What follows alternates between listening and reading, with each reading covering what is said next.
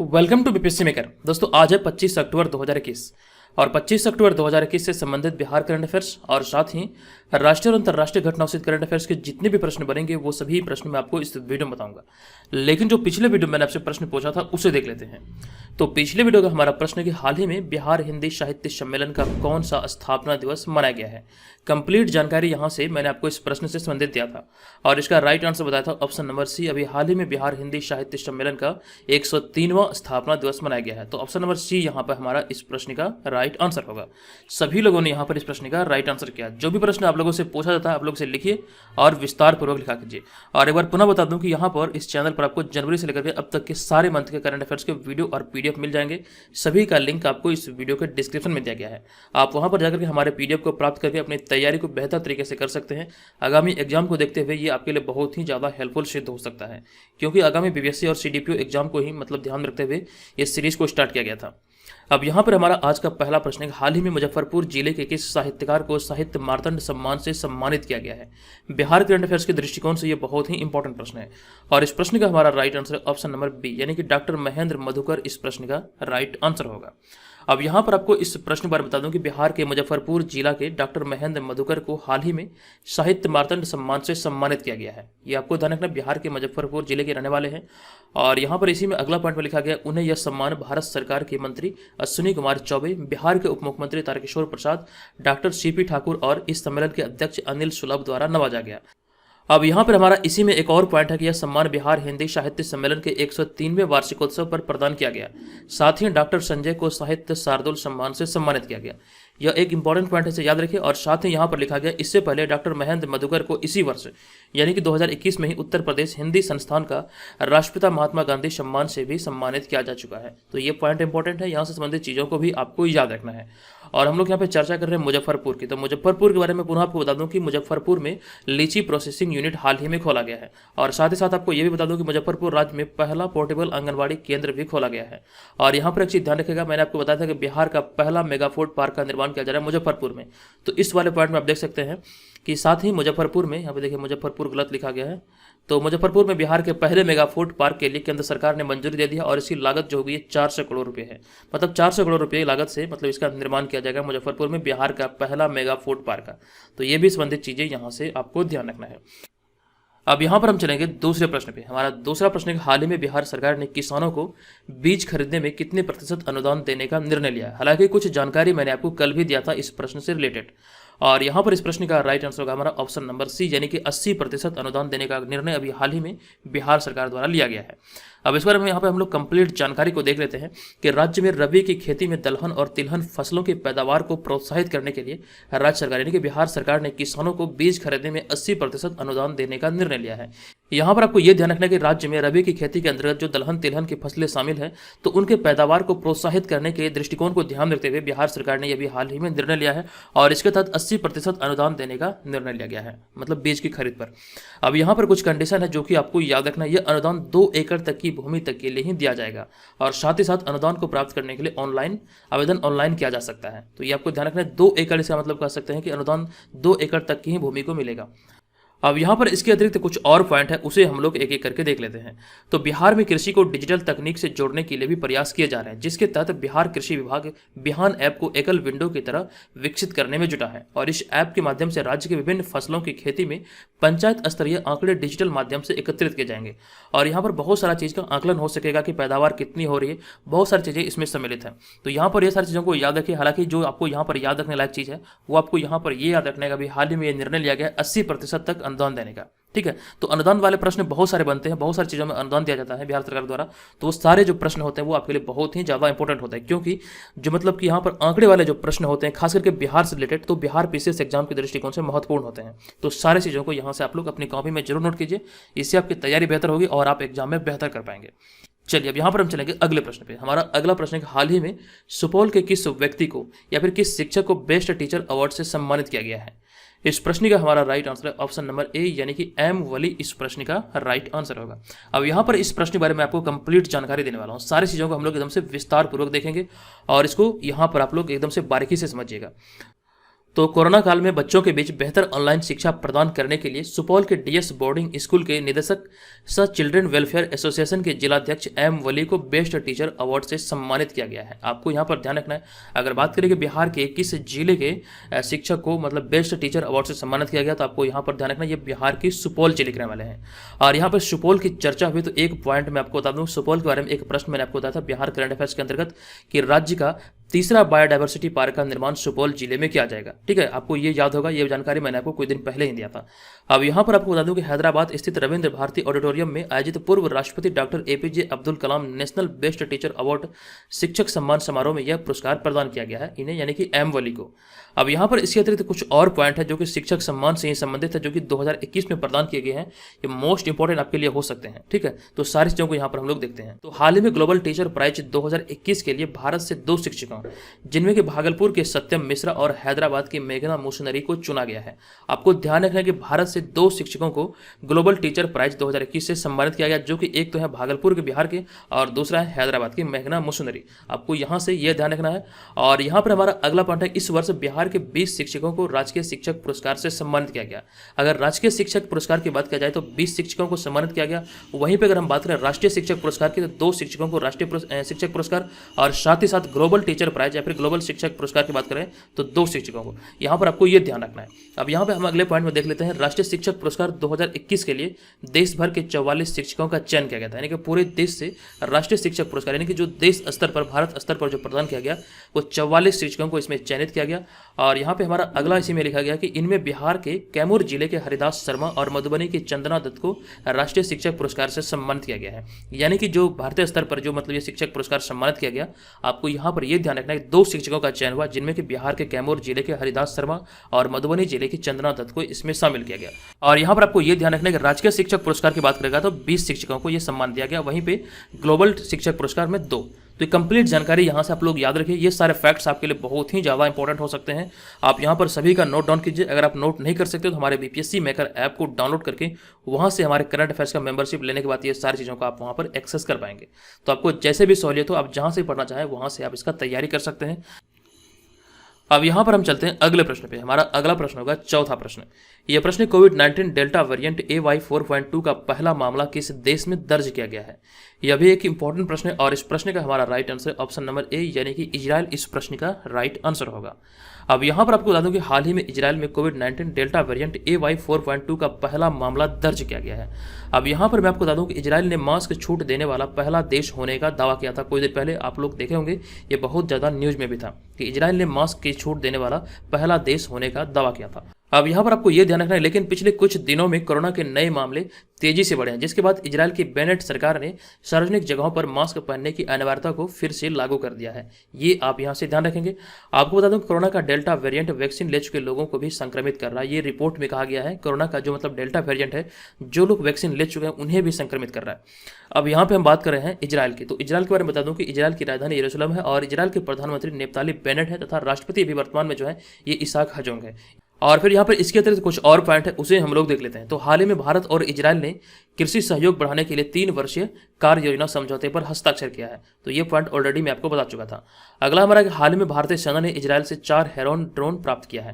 तो ये दोनों पॉइंट यहाँ से याद रखिए, दोनों इंपॉर्टेंट है, दोनों करंट अफेयर्स की श्रेणी में आते हैं। चलिए अब यहाँ पर हम चलेंगे अगले प्रश्न पे। हमारा अगला प्रश्न होगा 5वां प्रश्न। यह प्रश्न हाल ही में किस राज्य में 11वें राष्ट्रीय महिला जूनियर हॉकी प्रतियोगिता 2021 का उद्घाटन हुआ है। तो अभी हाल में ये झारखंड में इसका उद्घाटन हुआ। हालांकि कुछ जानकारी मैंने आपको पहले भी दिया था। आपको ध्यान रखना ऑप्शन नंबर सी इस प्रश्न का राइट आंसर होगा। आपको बता दूं कि हाल ही में झारखंड के मुख्यमंत्री हेमंत सोरेन ने सिमडेगा जिले के एसएस बालिका उच्च विद्यालय परिसर में 11वीं राष्ट्रीय महिला जूनियर हॉकी प्रतियोगिता 2021 का उद्घाटन किया है। ये उद्घाटन अभी हाल ही में जो झारखंड के मुख्यमंत्री हेमंत सोरेन के द्वारा किया गया सिमडेगा जिले के एसएस बालिका उच्च विद्यालय में, और ये इसका 11वां संस्करण था। ये आपको यहाँ से ध्यान रखना है। और आपको बता दूं कि इस प्रतियोगिता में बिहार के खगड़िया जिले की मीनाक्षी और शिवानी कुमारी का चयन हुआ है। आपको ध्यान रखना, यहाँ से आपके प्रश्न बन सकते हैं। तो इस प्रतियोगिता के लिए बिहार के खगड़िया जिले की 2 खिलाड़ी का चयन हुआ है, जो कि मीनाक्षी और शिवानी कुमारी का चयन हुआ है। अब यहाँ पर आपको बता दूं इसकी शुरुआत यानी कि इस प्रतियोगिता की जो शुरुआत हुई है 20 अक्टूबर को हुई है, जो कि 30 अक्टूबर 2021 को समाप्त होगा। ये ध्यान रखें। और साथ ही साथ यहाँ पर अगर हम कुछ और बात करें तो वर्ष 2020 में शुरू हुए प्रधानमंत्री गरीब कल्याण योजना की शुरुआत सर्वप्रथम बिहार के खगड़िया जिले के तेलिहर गांव से हुई थी। और साथ ही साथ आपको ये भी जानना है कि 15 नवंबर 2000 को बिहार से अलग होकर 46% क्षेत्रफल के साथ झारखंड एक नया राज्य बना था। यानी कि बिहार से झारखंड का जो बंटवारा हुआ था 15 नवंबर 2000 ईस्वी को हुआ था। और यहाँ पर आपको ये ध्यान रखना है संपूर्ण भूभाग का 46% भूभाग झारखंड के पास चले गया और साथ ही साथ 54% भूभाग ये बिहार के पास रह गया। तो इस प्रकार से झारखंड और बिहार का बंटवारा हुआ था। तो कंप्लीट जानकारी यहाँ से याद रखिए। और झारखंड की यहाँ पर चर्चा हो रही थी, झारखंड के जो पहले मुख्यमंत्री थे ये थे बाबूलाल मरांडी, ये भी ध्यान रखिए। चलिए अब यहाँ पर हम चलेंगे अगले प्रश्न पे। हमारा अगला प्रश्न होगा छठा प्रश्न। यह प्रश्न हाल ही में किस संगठन ने high speed expendable aerial target अभ्यास का सफलतापूर्वक परीक्षण किया है? यह प्रश्न बहुत ही ज्यादा इंपॉर्टेंट है और इस प्रश्न का हमारा right answer option number D, यानी कि डीआरडीओ यानी कि रक्षा अनुसंधान एवं विकास संगठन के द्वारा भी हाल ही में इसका सफलतापूर्वक परीक्षण किया गया है। अब ये क्या है, इसकी कार्य क्या है, ये कंप्लीट चीजों को यहाँ पर हम लोग विस्तार पूर्वक देख लेते हैं। तो हाल ही में डीआरडीओ द्वारा उड़ीसा के चांदीपुर में एकीकृत परीक्षण रेंज से देश में ही विकसित high speed expendable aerial target अभ्यास का सफलतापूर्वक परीक्षण किया गया। ये आपको ध्यान रखना, यहाँ से आपके प्रश्न बन सकते हैं कि इसका परीक्षण कहाँ से किया गया। तो उड़ीसा के चांदीपुर रेंज से इसका परीक्षण किया गया है। अब यहाँ पर आपको यह जानना चाहिए कि इसे क्यों विकसित किया गया, इसका कार्य क्या है। तो आपको बता दूं कि भविष्य में इसका इस्तेमाल अनेक मिसाइल प्रणालियों का मूल्यांकन करने के लिए हवाई लक्ष्य के तौर पर किया जा सकता है। यानी कि कहने का तात्पर्य यहाँ पर यह है, आप समझिए कि रडार और इलेक्ट्रो ऑप्टिकल निगरानी प्रणाली समेत दूरमापी तथा अनेक सेंसर के माध्यम से लक्षित यानी कि टारगेटेड यान पर निगरानी रखी जा सकती है। तो यहाँ से आपको ये ध्यान रखना है, जो भी अननोन यान या फिर जो भी अननोन मिसाइल होंगे तो उसको मतलब टारगेट करके उस पर निगरानी रखी जा सकती है, यही इसका कार्य है। आई होप कि आप यहाँ पर इस बारे में समझ चुके हैं कि इसका कार्य क्या है। अब यहाँ पे हम बात करेंगे डीआरडीओ की, यानी कि रक्षा अनुसंधान और विकास संगठन की। तो इसकी जो स्थापना हुई थी, डीआरडीओ की स्थापना 1958 में थी और इसका मुख्यालय नई दिल्ली में स्थित है और वर्तमान में इसके अध्यक्ष हैं जी सतीश रेड्डी। और जी सतीश रेड्डी के बारे में एक प्रश्न मैंने आपको कुछ दिन पहले बताया था, आई होप कि आपको ये याद होगा। तो यहाँ पर यह प्रश्न है, हाल ही में जी सतीश रेड्डी को आर्यभट्ट पुरस्कार 2021 से सम्मानित किया गया है। ये पॉइंट यहाँ से ध्यान रखिए, जो मतलब कि डीआरडीओ के जो अध्यक्ष हैं, वर्तमान अध्यक्ष जी सतीश रेड्डी, तो इन्हें 2021 का आर्यभट्ट पुरस्कार से सम्मानित किया गया है। और यहाँ पे हमारा अगला पॉइंट है, अगस्त 2021 में रक्षा अनुसंधान और विकास संगठन द्वारा सबसोनिक क्रूज मिसाइल निर्भय का सफल परीक्षण किया गया है। तो ये भी जानकारी यहाँ से ध्यान रखिए। चलिए अब यहाँ पर हम चलेंगे अगले प्रश्न पे। हमारा अगला प्रश्न होगा सातवां प्रश्न। यह प्रश्न है कि हाल ही में गूगल किस स्टार्टअप कंपनी में 5 करोड़ रुपये नहीं बल्कि $5 करोड़ का निवेश करने की घोषणा की है। तो किसके द्वारा भी हाल ही में ये $5 करोड़ निवेश करने की घोषणा की गई? राइट आंसर होगा हमारा मीशो ऐप। आप सभी जानते होंगे ये बहुत ज़्यादा पॉपुलर हो रहा है, बहुत ज़्यादा इसका ऐड आता है। तो ऑप्शन नंबर ए यहाँ पर इस प्रश्न का राइट आंसर होगा। अब यहाँ पर आपको बता दूं इसके बारे में कंप्लीट जानकारी को कि हाल ही में गूगल द्वारा घोषणा की गई कि वह स्टार्टअप कंपनी मीशो में $5 करोड़ का निवेश कर सकती है। ये घोषणा किया गया और इसमें सस्पेंस बना हुआ है। ये कंप्लीट यहाँ पर चीज़ें जब सामने निकल कर आएगी वो सारी चीज़ें मैं आपको बताऊंगा, लेकिन यहाँ पर भी आपको ध्यान रखना, ये मतलब कि घोषणा की है कि इसमें मतलब निवेश की जा सकती है। अब यहाँ पर मीशो के बारे में कुछ पॉइंट को लिखा गया, सभी को हम लोग एक एक करके देख लेते हैं। तो मीशो ने 1.3 करोड़ से ज़्यादा उद्यमियों को ऑनलाइन व्यवसाय शुरू करने में सक्षम बनाया। ये एक रिपोर्ट में कहा गया है, आपको ध्यान रखना 1.3 करोड़ से ज़्यादा लोगों को मतलब कि व्यवसाय प्रदान किया गया मीशो के द्वारा। अब यहाँ पे इसी में हमारा अगला पॉइंट है, इससे पहले मीशो में फेसबुक के संस्थापक मार्क जुकरबर्ग द्वारा बनाए गए फाउंडेशन ने भी निवेश किया है। यहाँ पे मैं नहीं बल्कि ने होना चाहिए। तो मार्क जुकरबर्ग जो कि फेसबुक के फाउंडर हैं, तो उनके द्वारा बनाए गए फाउंडेशन ने भी इसमें निवेश किया था। और यहाँ पर आपको ये ध्यान रखना कि मीशो एक भारतीय मूल का सोशल कॉमर्स प्लेटफॉर्म है जिसकी स्थापना आईआईटी दिल्ली के छात्रों ने दिसंबर 2015 में किया था और मीशो का मुख्यालय बेंगलुरु में है। और साथ ही साथ यहाँ पर आपको ये बता दूं कि जून 2019 में मीशो फेसबुक से निवेश प्राप्त करने वाला भारत का पहला स्टार्टअप बना था। तो ये भी ध्यान रखना, यहाँ से आपके प्रश्न बन सकते हैं कि फेसबुक से निवेश प्राप्त करने वाला भारत का पहला स्टार्टअप कौन है? तो मीशो ऐप। तो ये यहाँ से ध्यान रखें। अब चलते हैं हम अगले प्रश्न पे। हमारा अगला प्रश्न होगा 8वां प्रश्न। यह प्रश्न हाल ही में वी प्रोटेक्ट ग्लोबल अलायंस द्वारा जारी रिपोर्ट ग्लोबल थ्रेट असेसमेंट 2021 से किस अपराध से संबंधित है? मोस्ट इंपोर्टेंट प्रश्न है और इस प्रश्न का जो हमारा राइट आंसर ये है ऑप्शन नंबर बी, यानी कि बाल यौन शोषण से यह संबंधित है। तो ऑप्शन नंबर बी इस प्रश्न का राइट आंसर होगा। अब यहाँ पर आपको इस प्रश्न के बारे में बता दूं कि वी प्रोटेक्ट ग्लोबल अलायंस द्वारा जारी रिपोर्ट ग्लोबल थ्रेट असेसमेंट 2021 से यह पता चलता है कि कोविड-19 ने बाल यौन शोषण और ऑनलाइन दुर्व्यवहार में महत्वपूर्ण वृद्धि में योगदान दिया है। ये आपको यहाँ से ध्यान रखना, ये सारे जो रिपोर्ट में कहा गया है, इस रिपोर्ट का नाम है ग्लोबल थ्रेट असेसमेंट 2021 रिपोर्ट। लेकिन ये रिपोर्ट किसके द्वारा जारी किया गया, आपको ये भी ध्यान रखना है। तो वी प्रोटेक्ट ग्लोबल अलायंस के द्वारा ये रिपोर्ट को जारी किया गया था और जिसमें ये सारी बातें कही गई है कि ऑनलाइन मतलब कि दुर्व्यवहार के मामले और साथ ही साथ कोविड-19 के दौरान बाल यौन शोषण में भी वृद्धि हुई है। और यहाँ पर आपको बता दूं कि यह रिपोर्ट बाल यौन शोषण और ऑनलाइन दुर्व्यवहार के पैमाने और दायरे को रेखांकित करती है, यानी कि इसे चिन्हित करती है। और यहाँ पे हमारा एक और पॉइंट है, पिछले कुछ वर्षों में बाल यौन शोषण और ऑनलाइन दुर्व्यवहार की रिपोर्टिंग अपने उच्चतम स्तर पर पहुंच गई है। और साथ ही साथ कोविड-19 के चलते विश्व भर में ऐसी स्थितियां बनी है जिन्होंने बाल यौन शोषण और दुर्व्यवहार को और अधिक बढ़ाने का कार्य किया है। ये सारा का सारा यहाँ पर जो कहा गया है, ये कोविड-19 को ही दोषी ठहराया गया है कि इस दौरान यहाँ पर मतलब ये मामले में बहुत तेजी से मतलब वृद्धि हुई पिछले कुछ वर्षों में। तो ये जानकारी याद रखिए, ये सारी रिपोर्ट में कहा गया है। अब यहाँ पे जो हमारा अगला पॉइंट है वो वी प्रोटेक्ट ग्लोबल अलायंस के बारे में लिखा गया है। तो वी प्रोटेक्ट ग्लोबल अलायंस निजी क्षेत्र की कंपनियों और नागरिक समाज संगठनों का एक वैश्विक मूवमेंट है जो कि बाल यौन शोषण और ऑनलाइन दुर्व्यवहार के खिलाफ वैश्विक प्रतिक्रिया को बदलने के लिए एक साथ मिलकर काम करती है। तो ये सारी चीज़ें यहाँ से आपको याद रखना चाहिए। ये सारे फैक्ट जो आपके प्री और मेन साथ ही साथ आपको इंटरव्यू तक आपकी मदद करेगा। चीज़ों को जब आप पढ़ते हैं, किसी भी चीज़ को आप पढ़िए तो आप उसे विस्तार पूर्वक पढ़िए, तभी आपको फायदा होगा। अन्यथा प्रश्न को पढ़ेंगे, आंसर को पढ़ेंगे, आप उसे भूल जाएंगे। लेकिन जब आप उसे सम्मिलित चीज़ों को, विस्तृत जानकारी को एकदम से डिटेल में पढ़ते हैं तो आपको लंबे समय तक के लिए याद होता है। तो तमाम चीज़ें यहाँ से आप याद रखिए, आपको जरूर सफलता मिलेगी। आप मुझ पर भरोसा रखें। करंट अफेयर्स की पूरी जो टेंशन है, जो पूरी की पूरी जिम्मेवारी है, वो आप मुझ पर छोड़ दीजिए, मैं आपका जरूर पूरा करूंगा। जिस प्रकार से मैं आपके साथ 2 साल से लगा हूँ, ये निरंतर यूं ही लगा रहूंगा। ठीक है, आप लोग बस दुआ कीजिएगा, मैं अगर स्वस्थ रहा तो ये निरंतर यूं ही चलता रहेगा।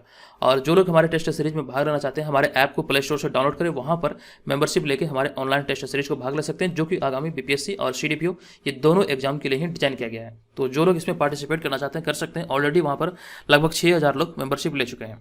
अब यहाँ पे हमारा अगला नवा प्रश्न है, हाल ही में कौन सा देश लगातार तीसरे साल एफएटीएफ की ग्रे लिस्ट में बरकरार है?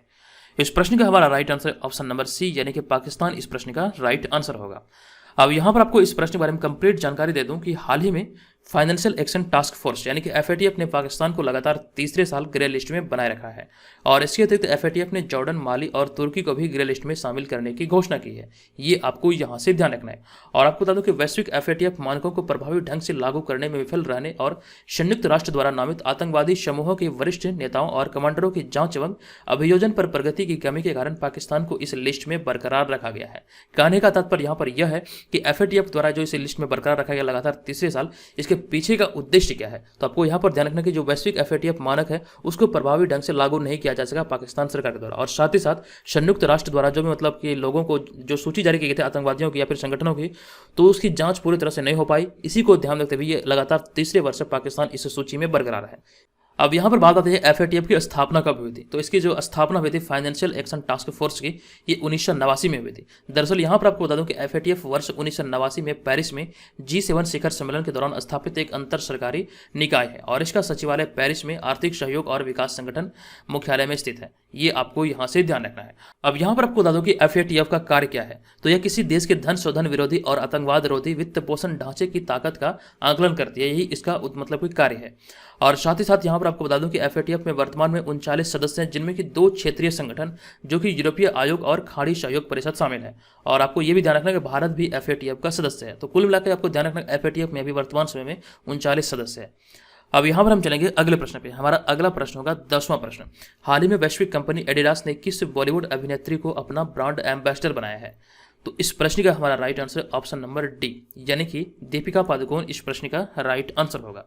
अब यहाँ पर आपको बता दूं कि वैश्विक कंपनी एडिडास ने वैश्विक स्तर पर महिला खेल संबंधी परिधान यानी कि गारमेंट्स का प्रचार करने के लिए बॉलीवुड अभिनेत्री दीपिका पादुकोण को ब्रांड एम्बेसडर बनाया है। ये आपको यहाँ पर ध्यान रखना है, अभी हाल ही में ये बनाया गया है।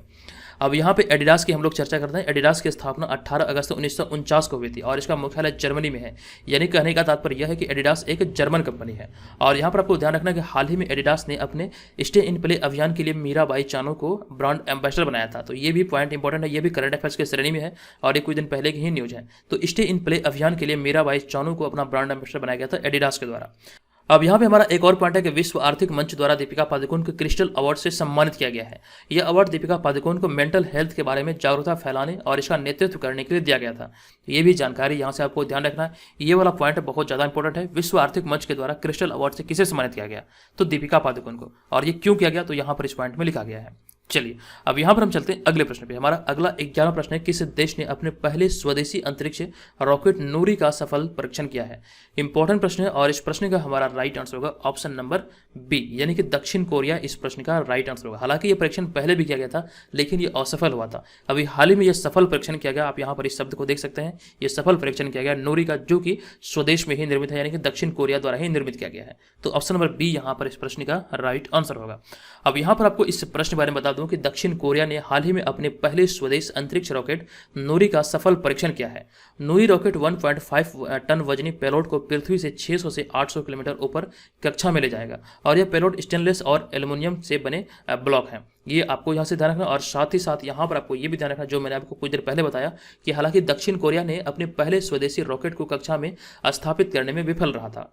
और आपको यहाँ पर यह ध्यान रखना है दक्षिण कोरिया 2030 तक चंद्रमा पर एक यान भेजने की भी योजना बना रहा है। तो ये सारे संबंधित चीजें याद रखेंगे। अब यहाँ पर हम लोग चर्चा कर रहे हैं दक्षिण कोरिया की। तो दक्षिण कोरिया के बारे में कुछ पॉइंट को यहाँ पर हम लोग देख लेते हैं।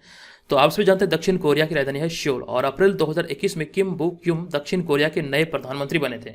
और एक मोस्ट इंपोर्टेंट पॉइंट है जो कि याद रखने लायक है कि दक्षिण कोरिया ने 2018 में भारत के प्रधानमंत्री श्री नरेंद्र मोदी को सियोल शांति पुरस्कार से सम्मानित किया था। आपको ध्यान रखना सियोल शांति पुरस्कार से 2018 में प्रधानमंत्री नरेंद्र मोदी सम्मानित किया गया था दक्षिण कोरिया के द्वारा। अब यहाँ पर हम चलते हैं अगले प्रश्न पे। हमारा अगला प्रश्न है 12वां प्रश्न। हाल ही में किस राज्य ने मुख्यमंत्री राशन आपके द्वार योजना लागू करने का निर्णय लिया है? तो इस प्रश्न का हमारा right answer option number C Madhya Pradesh सरकार के द्वारा भी हाल ही में ये घोषणा किया गया। अब यहाँ पर आपको बता दूं कि मध्य प्रदेश के मुख्यमंत्री शिवराज सिंह चौहान ने मुख्यमंत्री राशन आपके द्वार योजना को लागू करने का निर्णय लिया है और इस योजना से राज्य के 16 जिलों के 7,000 से भी अधिक गांव के जनजातीय परिवारों को लाभ मिलेगा। और यहाँ पे और भी कई सारे लाभ है जो कि 20,000 करोड़ रुपए के मतलब ज़्यादा के इसमें बिजली के अनुदान भी शामिल है। बहुत सारी चीज़ें इसमें शामिल है जो कि आपको यहाँ से याद रखना। ये अभी हाल ही में जो कि मध्य प्रदेश सरकार के द्वारा भी हाल ही में शुरू किया गया मुख्यमंत्री राशन आपके द्वार योजना। अब यहाँ पे मध्य प्रदेश की चर्चा हुई तो मध्य प्रदेश के बारे में कुछ पॉइंट को यहाँ पर हम लोग देखते हैं। मध्य प्रदेश की राजधानी है भोपाल और मध्य प्रदेश में भारत का पहला ई कचरा क्लिनिक खोला गया, ये मैं आपको बता चुका हूँ। और हाल ही में मध्य प्रदेश का नया राज्यपाल मगू भाई छगन भाई पटेल को बनाया गया है। और साथ ही साथ को ये ध्यान रखना कि हाल ही में मध्य प्रदेश के चिन्नौर चावल को जीआई टैग प्रदान किया गया और साथ ही साथ भारत का पहला वाटर प्लस शहर मध्य प्रदेश का इंदौर बना है। और मध्य प्रदेश के पुलिस विभाग ने EFIR पहल शुरू की है। ये सारे के सारे जो प्रश्न है ये सभी करंट अफेयर्स के प्रश्न है, ये सभी को यहाँ से आप लोग याद रखिए और सभी को अपनी कॉपी में जरूर नोट कीजिए। अगर आप नोट नहीं कर सकते तो एक बार मैं आपको पुनः बता रहा हूँ, हमारे करंट अफेयर्स का जो PDF आता है उसे आप परचेज कीजिए, मेंबरशिप लीजिए हमारे ऐप पर, वहाँ से आप सारी चीज़ों को एक्सेस कर पाएंगे और ये आपके लिए बहुत ही ज़्यादा हेल्पफुल होगा। आप जब भी ज्वाइन करेंगे तब से आपको 1 वर्ष का यहाँ पे प्लान मिलेगा और साथ ही साथ फायदा आपको ये होगा कि पिछले जितने मटेरियल ऐप पे अपलोड है वो सारे के सारे आपको निःशुल्क मिल जाएंगे। इस चीज़ का ध्यान रखिएगा। अब यहाँ पर आज की इस वीडियो का हमारा प्रश्न है किस देश के पूर्व राष्ट्रपति ने अपने नए internet media app truth social को लॉन्च करने की घोषणा की है? कंप्लीट जानकारी यहाँ पे मैंने आपको दिया था, बताइए इस प्रश्न का राइट आंसर क्या होगा। और यहाँ पर आपको ये ध्यान रखना है कि जो भी चीज़ आप लिखते हैं कमेंट बॉक्स में आप उसे डिटेल में लिखा कीजिए, इससे आपको बहुत फायदा होगा। जो भी चीज़ें लिखते हैं एकदम विस्तार पूर्वक लिखिए। तो दोस्तों आज की इस वीडियो में इतना ही, मिलेंगे नेक्स्ट वीडियो में, तब तक के लिए धन्यवाद। जय हिंद।